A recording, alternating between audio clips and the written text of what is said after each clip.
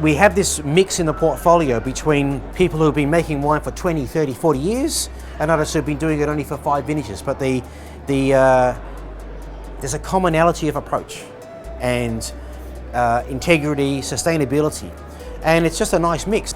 The cool thing is when you see young guys in the winemaking team talking to guys who have a lot more experience, and in both directions there's opinions being shared and views being shared.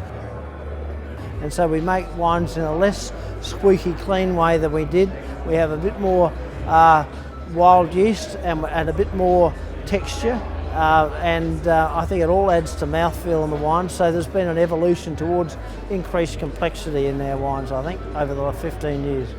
We're really careful not to ruin the integrity of what had happened before we took over, because the brand has been around since 1993 and it has got a good following for making pure Clare Valley, really delicate fine Rieslings. We're taking a lead from those that have been going down the organic biodynamic route. I don't think we'll ever end up at that point strictly, but we're definitely interested in those principles and doing the right thing, and I guess our environmental concerns for the property as a whole have guided us in the vineyard as well. Now more than ever, the Australian consumer and sommelier and venues, they're really in search of something that's new, innovative.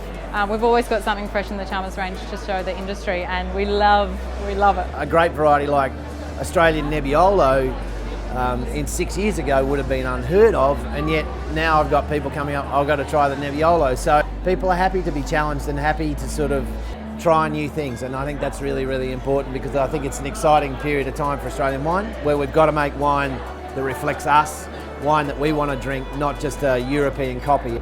We're still making the same Yeringberg wines from the same bit of land, same grapes. Nothing very fashionable, but Patrick will put up with tradition, which is nice.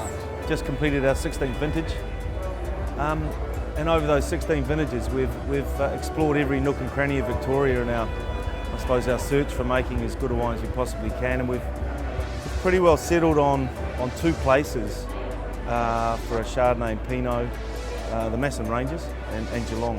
Typically we just try to make wines that show the site.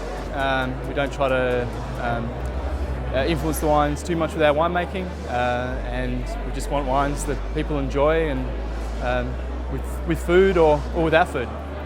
Just make the wine so that it shows Gippsland. I want people to be able to stick their nose in it and go, yes, I know where that's from.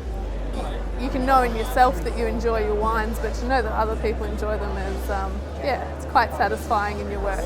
So, yeah.